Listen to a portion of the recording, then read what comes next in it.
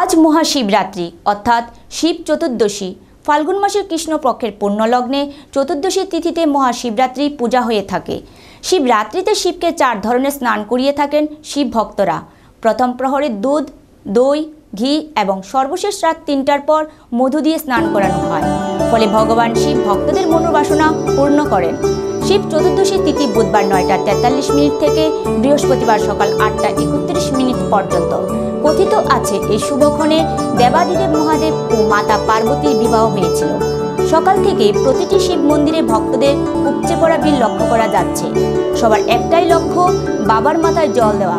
আগরতলা বটতলা শিব মন্দিরের পূজারী কেশব চক্রবর্তী জানান, পূজার মাধ্যমে প্রতিটি নারী পুরুষ শান্তি, সমৃদ্ধি ও সুখ স্বাচ্ছন্দ্য কামনা করেন, যাতে ছেলে মেয়ে নিয়ে সবাই সুখে এবং আনন্দে থাকতে পারে। কারণ দেবাদিদেব মহাদেব তিনি আনন্দময়, সত্য, পরব্রহ্ম এবং পরম গতি। এই তো শিব পূজা হচ্ছে, সে কারণে শিব চতুর্দশীতে প্রথম আমরা শিবের মাথায় জল ঢালতে আসলাম। কি প্রার্থনা করলেন আজকের দিনে ভগবানের কাছে? ভগবানের কাছে আর কি প্রার্থনা করা যায় আমাদের, তাই না? ভগবান সবকিছুই তো দিয়েছে, তো আজকের দিনেও যদি আমরা কিছু চাই তাহলে তো হবে না। আজকের দিনে শুধু ভগবানের নামে। কত বছর ধরে করছেন এই পুজো? বিয়ের আগে তো করছি, এখন এই নতুন আমার বিয়ে হলো 5 দিন হলো, তো বিয়ের পর প্রথম। কি কি জিনিস নিয়ে আসলেন ভগবানকে? ঘি, মধু, দুধ যা যা ছিল সবকিছু নিয়ে আসলাম।